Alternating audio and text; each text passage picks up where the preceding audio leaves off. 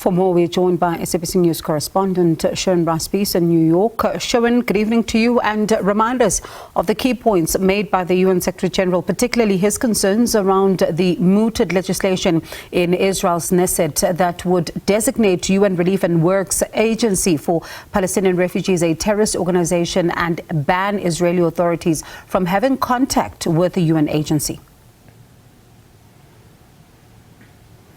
Bongiwe, let me just read a little bit from what he said, right? And I think this epitomizes the broad message that the Secretary General was speaking to earlier today. International law is unambiguous. Civilians everywhere must be respected and protected, and their essential needs must be met, including humanitarian assistance.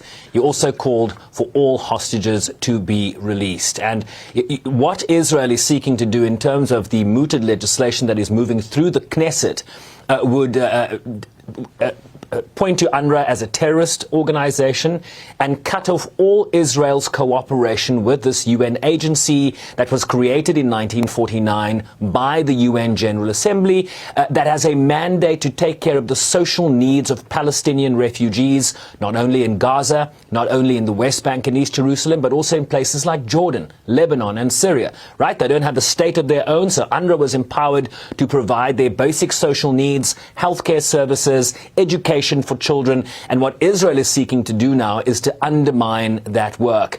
And I think the broad takeaway from what the Secretary General was speaking to here is that Gaza, despite the focus that we might now have in places like Lebanon, where we see Israel's offensive advancing beyond the blue line, airstrikes are intensifying, the situation in Gaza remains as acute as it has been since this conflict began on October 7th a year ago. It has devolved, it has degenerated, and people are being treated as cattle, being moved from pillar to post as Israel decides to go back into areas where they've already said they've cleared of Hamas militants, like the north. He referred specifically to the Jabalia refugee camp, which is north of Gaza City, in the north of the enclave that has been largely destroyed. People are again being told to move. And I think there is a huge frustration here in terms of the humanitarian relief that is sought for these tens and hundreds of thousands of people that simply cannot meet this moment, given the fact that infrastructure then has to move with them, right? If you want to provide people with services, if they are moved, you need to ensure that there's water. You need to ensure that there's shelter. You need to ensure that there's sanitation. And what the Secretary General is saying, there is none of that in Gaza because a lot of Gaza has been destroyed. We just received, Bongiwe, key highlights from the Office for the Coordination of Humanitarian Affairs on the situation in Gaza. It says hundreds of thousands of people and dozens of humanitarian facilities have been affected by 4 new evacuation orders issued by the Israeli military. The Israeli military continues to launch military operations in northern Gaza, and the area is increasingly becoming cut off.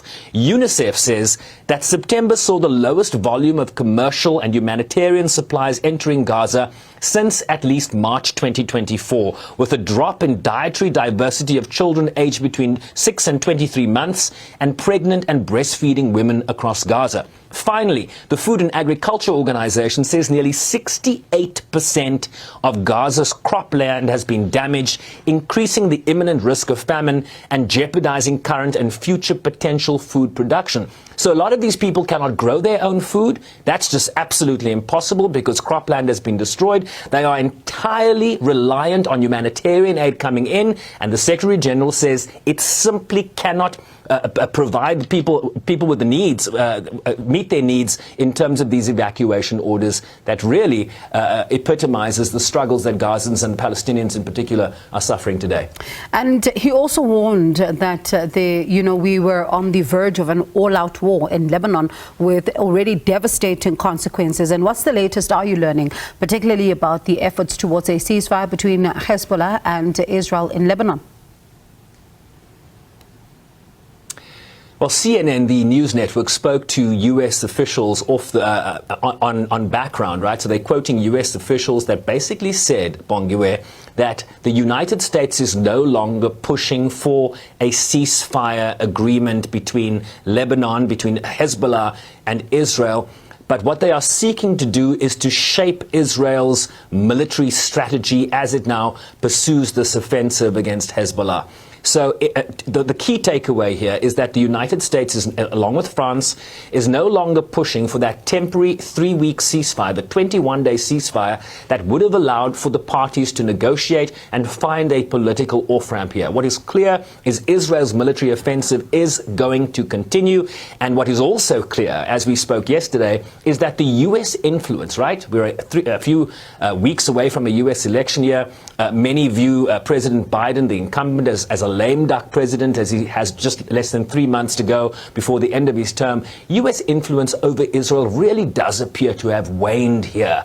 They are not listening to the United States push for ceasefires. They've been pushing for a ceasefire in Gaza for months. We have nothing to show for that. And certainly the indications are now that the U.S. is realizing that it does not have the leverage that it seeks over Israel, and so is seeking to shape how Israel conducts this military offensive in Lebanon. But who knows what the results of that are going to be, because the United Nations has complained that the entire Middle East region is at risk as a result.